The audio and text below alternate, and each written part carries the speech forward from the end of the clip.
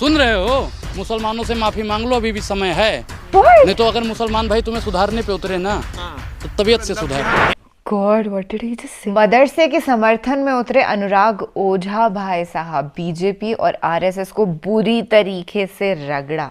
That's what the title says. और मैं कहूंगी कितनी हिम्मत है इस लड़के के अंदर कि सच का, हक का काम कर रहा है और देश के अंदर मोहब्बत फैला रहा है। This is what is called the real पुण्य का काम। हराम नहीं है, इन अंध भक्तों कट्टरवादियों की तरह हराम नहीं है। हे हाय हेलो नमस्ते जी, सत श्री अकाल, अस्सलाम वालेकुम। मैं निधि शर्मा इंडिया से, और मैंने बचपन में, देखिए मेरा जन्म दाता रामगढ़ के अंदर हुआ था। फिलहाल मैं जयपुर की निवासी हूँ और हमने खूब मदरसे देखे हैं। हमारे पड़ोस में ही था, हमारे मुसलमानों के साथ बहुत ही अच्छे ताल्लुकात थे।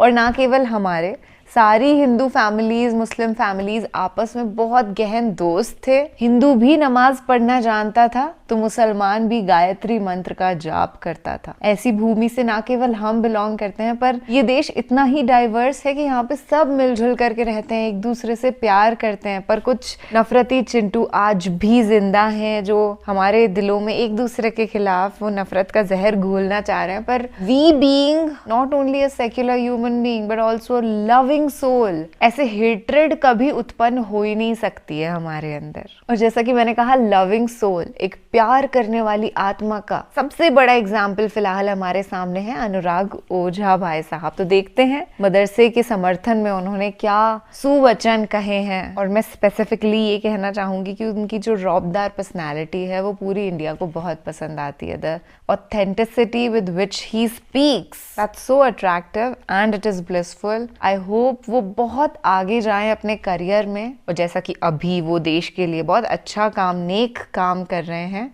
इसी का 100 गुना, 1000 गुना और नेक अमाल करें। आप लोग अगर भारतीय जनता पार्टी की दलाली करोगे तो हम तय करेंगे कि आप पत्रकार भी देश सिर्फ और सिर्फ एक अल्पसंख्यक समाज को दबाने का अगर कोई काम करता है तो भारतीय जनता पार्टी का। अंग्रेजों से लड़े तब नहीं डरे, उनकी गोलियों से नहीं डरे, अंग्रेज के बारूदों से नहीं डरे। तो है भैया, हम दिल्ली पुलिस से डरने वाले नहीं। कलर का जो है गमछा डाल लिया, माथे पे बांध लिया, ये आपने बीजेपी को जो है उल्टा सीधा बोलना, ये कितना गिरेंगे आप जो है? सुन रहे हो? मुसलमानों से माफी मांग लो, अभी भी समय है। नहीं तो अगर मुसलमान भाई तुम्हें सुधारने पे उतरे ना तो तबीयत से सुधार। हेमंत बिस्वा शर्मा कह रहे हैं कि जो है मदरसों को बंद करना है। अभी कर्नाटक में चुनाव चल रहा है, क्या लग रहा है मदरसे के लिए आंदोलन करेंगे? भाई बिल्कुल होना चाहिए। मदरसा बंद क्यों होना चाहिए ये बताओ पहले। आज ये मदरसा बंद, वहाँ से आतंकवादी काम करते हैं, सुनिए। अच्छा, वहाँ से कितने आतंकवादी निकले बताओ? अशफाक उल्लाह खान आतंकवादी थे आपके हिसाब से? किसने बोला उनको? आप अभी कह रहे हो वहाँ से आतंकवादी निकलते हैं। हे भैया, आप तो मदरसे में पढ़े हो ना, आतंकवादी काहे नहीं बन गए? पत्रकार भी मदरसे से पढ़े हो? नहीं, लग रहा है आप भी मदरसे से पढ़े। मैं तो भैया स्कूल से पढ़ा लिखा हूँ, आप मदरसे से कहाँ से पढ़े हो? आप तो पढ़े होगे ना कहीं। भैया मदरसे को और मुसलमान को सिर्फ और सिर्फ बदनाम करने का भारतीय जनता पार्टी ने ठेका ले रखा है। आज ये कह रहे हैं कि मदरसा बंद कर दो, कल कोई मौलाना साहब कहेंगे कि गुरुकुल बंद कर दो, परसों कोई कहेगा गुरुद्वारा बंद कर दो। तो धर्म पे राजनीति नहीं होनी चाहिए। और हेमंत विश्वकर्मा को सभी मुस्लिम भाइयों से हाथ जोड़कर तो आप समर्थन में हैं? बिल्कुल समर्थन। आप ये कह रहे हैं कि हेमंत बिस्वा शर्मा माफी मांगे? बिल्कुल मुसलमानों से माफी मांगे। उन्होंने कहा है ना मदरसा बंद होना चाहिए। काहे बंद होना चाहिए भैया? बंद कर दिया अपने राज्य में। विश्वकर्मा जी, उसको खुलवाइए, नहीं तो आपको वहाँ की जनता मुंह तोड़ नहीं मुंह तोड़ के जवाब देगी। ठीक है? और मुसलमानों का विरोध एक सिर्फ भारतीय जनता पार्टी जब से आई है तब से मुसलमानों का विरोध। उनसे नौकरी मत मांगो, लेकिन वोट मुसलमानों को, मुसलमान भाई वोट भारतीय जनता पार्टी को दो। इनका मानना है कि इनसे शिक्षा मत मांगो, लेकिन वोट भारतीय जनता पार्टी को दो। मतलब क्या चाहते हैं ये मुखिया है वो? कौन ब्राह्मणों का मुख्यमंत्री होने लगा? ए भैया, संविधान है यहाँ पे। सब एक चीज बताइए, मोदी जी हैं, वो आपके भी प्रधानमंत्री हैं, हमारे भी प्रधानमंत्री हैं। नेता बताया है तुम्हें? अच्छा, हम ब्राह्मणों के नेता हैं। तो आइडियल है वो। एक चीज बताइए, संवैधानिक पद पे बैठे हुए हैं और उस संविधान को फॉलो नहीं कर रहे हैं तो हम तो मानते हो सबसे घटिया नेता हैं। सबसे घटिया नेता हैं वो। संविधान को जो नहीं मानता हो आप उसको अच्छा मानोगे? ए भैया, मुसलमानों का विरोध काहे करते हो? क्या दिक्कत है तुम्हें? छाती पे क्यों चढ़े जा रहे हो? छाती पे सामने आते हो तो मैं सिर पे भी चढ़ जाता हूँ, तो छाती पे कैमरे से ही चढ़ रहा हूँ। विश्वकर्मा जी, सुन रहे हो ना? सुन रहे हो? मुसलमानों से माफी मांग लो, अभी भी समय है। नहीं तो अगर मुसलमान भाई तुम्हें सुधारने पे उतरे ना तो तबीयत से सुधार। लव जिहाद, अच्छा क्या हिंदुओं में लव जिहाद नहीं होता है? लव जिहाद क्या है पहले ये बता दो। लव जिहाद के बारे में कितना जानते हो ये बता दो। नाम बदलकर हिंदू बेटियों को फंसाना लव जिहाद है। भैया नाम बदल हिंदू बेटियों को फंसाना। सुनिए चाचा, आपने तो कुरान पढ़ा है ना, कुरान में कहाँ लिखा हुआ है लव जिहाद? किस आपने पढ़ा है कुरान? आपने पढ़ा है कुरान? मैंने नहीं पढ़ा है, लेकिन मैं इतना जानता हूँ गीता नहीं पढ़ा है, कुरान जरूर पढ़ा है आपने। गीता नहीं पढ़ा है? सुनिए पहले सुनिए भैया, मैं क्या कह दूँ कि आपके धर्म में या हमारे धर्म में या और किसी के धर्म में लव जिहाद भारत के किसी डिक्शनरी में लिखा ही नहीं हुआ। जब से 2014 से भारतीय जनता पार्टी आई, नया नाम ले आई। ये सिर्फ और सिर्फ नया नाम लेके आते हैं। तो लव जिहाद क्या है बताओ तो। क्या तरीका है? भगवा कलर का जो है गमछा डाल लिया, माथे पे बांध लिया, ये आपने बीजेपी को जो है उल्टा सीधा बोलना, ये कितना गिरेंगे आप जो है सस्ती लोकप्रियता के लिए? भैया सस्ती लोकप्रियता के लिए सुनोगे ये का कलर है केसरिया। भारतीय जनता पार्टी और आरएसएस वालों ने इसका कलर कर दिया है भगवा, ठीक है? और भारतीय जनता पार्टी का है ये, इस पे भारतीय जनता पार्टी का कॉपीराइट है। बोलिए, अरे किसी की हिम्मत है बोलने की, बोलो ना। मान सम्मान वही करते हैं इसका। अच्छा, आप नहीं करते हो? आप नहीं करते हो? बोलो, आप करते हो या नहीं करते हो? आप करते हो या नहीं करते हो? हम जो पूछ रहे हो उसका जवाब दीजिए। चलिए आप ये बताइए, कर्नाटक में क्या भैया देख लीजिए, जवाब दे इन्होंने नहीं दिया, बदलाव कर दिया। यही होता है इनकी दोहरी राजनीति, यही होते हैं भारतीय जनता पार्टी के पत्रकार। ऐसे पत्रकारों की 3 दवाई, समझ रहे हो ना? आपसे सवाल पूछ लिया तो आपको मिर्ची लग जाती है। हमसे कौन? आप क्या चाहते हैं? सवाल आपके घर से लेकर आए, ये सब यहाँ पे नहीं होता है। सुनिए, आपके वो सवाल आपके पास आते होंगे जवाब। सवाल पूछना है तो विश्वकर्मा जी से पूछो, सवाल पूछना है तो मोदी जी से पूछो, सवाल पूछना है तो अमित शाह से पूछो, सवाल पूछना है तो भगोड़े पत्रकार से पूछो, सवाल पूछना है तो योगी आदित्यनाथ से पूछो। हमसे कहीं पूछ रहे हो? दिल्ली पुलिस पहुंच गई है राहुल गांधी जी के पास। एक चीज बताइए, जब राहुल गांधी के पास, हम पहले देखो अंग्रेजों से लड़े तब नहीं डरे, उनकी गोलियों से नहीं डरे, अंग्रेज के बारूदों से नहीं डरे, तो है भैया हम दिल्ली पुलिस से डरने वाले नहीं हैं। मान ना जाए आप कांग्रेसी हैं। बिल्कुल कांग्रेसी नहीं, हम इस दल में हैं ना हम उस दल में हैं, हम निर्दलीय हैं।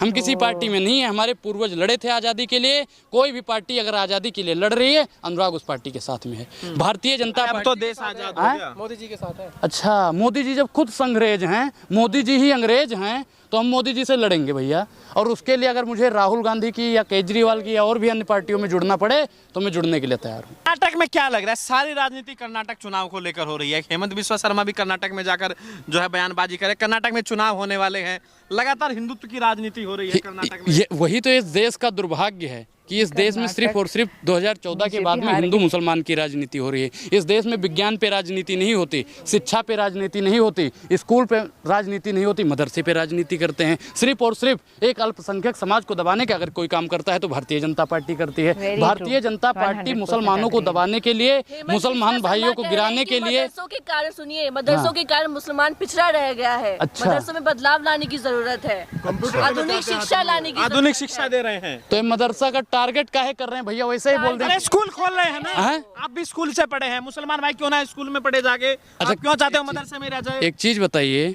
संविधान ने सबको इजाजत दिया है ना? संविधान ने इजाजत दिया है नहीं दिया है? बताइए।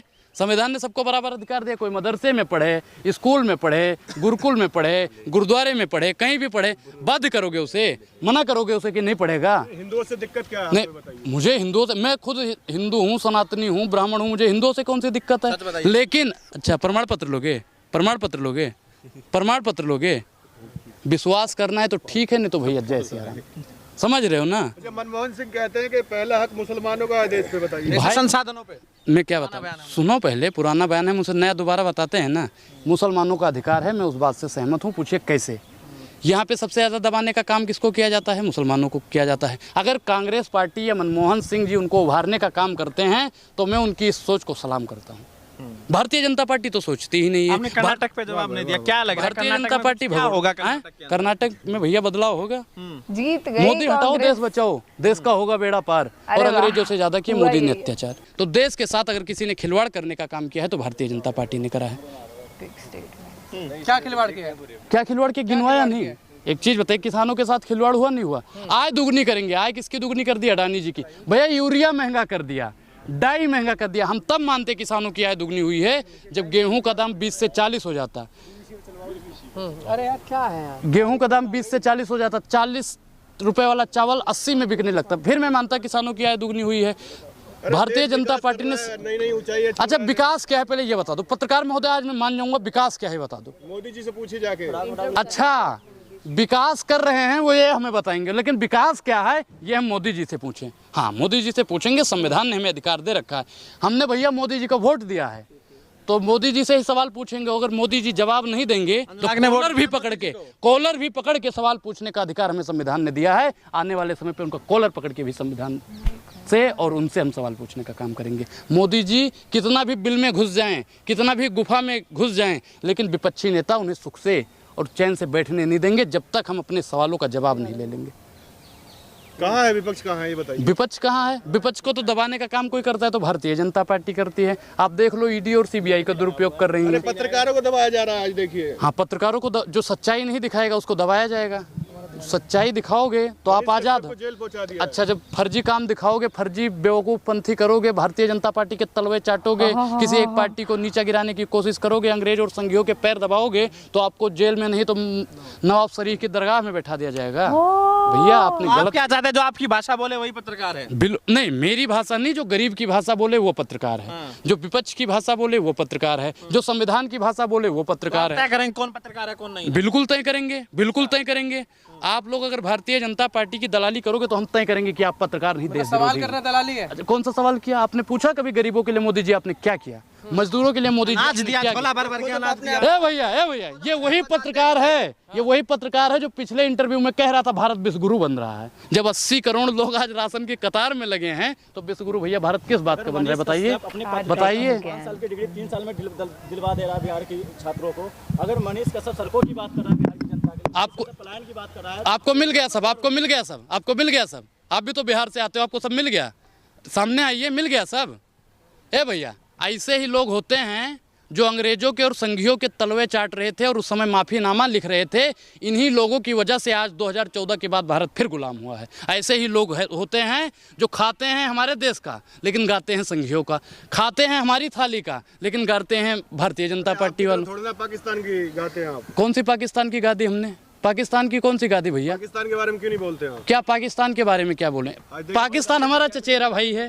पाकिस्तान हमारा चचेरा भाई है, हमारे भारत से ही तो गया है वो अपना चचेरा भाई है, उसके बारे में क्या बोले? अपने ही घर वालों को दबाएं हम। बर्बाद हो गया वो, देखिए। एक चीज़ बताइए, सोचिए पत्रकार महोदय, ये बात कि पाकिस्तान ने भीख मांगने के लिए भी प्रधानमंत्री रख रखा है। बर्बाद हो गया पाकिस्तान। जिस देश ने प्रधानमंत्री को भीख मांगने के लिए रख रखा है वो देश बर्बाद हो सकता है महाराज? बोलिए। मोदी जी भीख मांगे? हाँ, मोदी जी भीख मांगते थे, पहले भीख मांगते थे।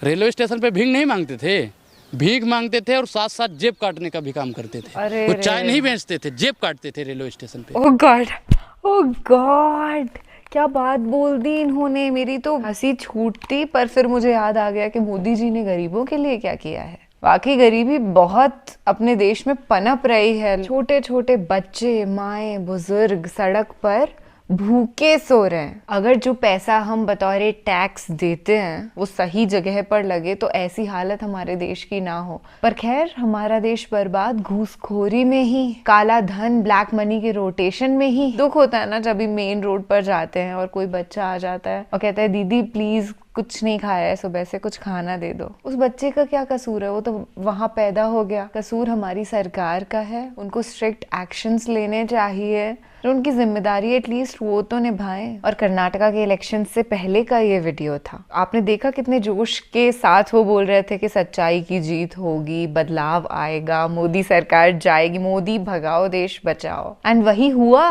वहां पर कांग्रेस जीत गई। हमने एक वीडियो देखा था आफ्टर कर्नाटका इलेक्शंस, हिंदू और मुस्लिम महिलाएं साथ में सेलिब्रेट कर रही थी, एक दूसरे को मिठाइयाँ खिला रही थी, गले मिल रही थी, क्योंकि that's what our India is. हमारा देश यही है। हमेशा प्यार ही पनपता है भारत की इस भूमि के अंदर। हिंदू, मुस्लिम, सिख, ईसाई, जैन, बौद्ध सब एकजुट होकर के स्नेह के साथ अपना जीवन जीते हैं और जीते रहेंगे जब तक इनके जैसे इंसान देश में जिंदा हैं। We have our hopes high. देश बदल सकता है और देश बदल रहा है। आखिर में यही कहूंगी, बीजेपी, आरएसएस, मोदी हटाओ, भगाओ, देश बचाओ। मिलेंगे फिर से ऐसी ही किसी बेहतरीन वीडियो के साथ। तब तक के लिए अपना ढेर सा ख्याल रखिएगा, महफूज रहिएगा और परिवार का भी अच्छे से ख्याल रखना। हाँ, take care of yourself and your family. शब्बा खैर, शुभ रात्रि, अल्लाह हाफिज।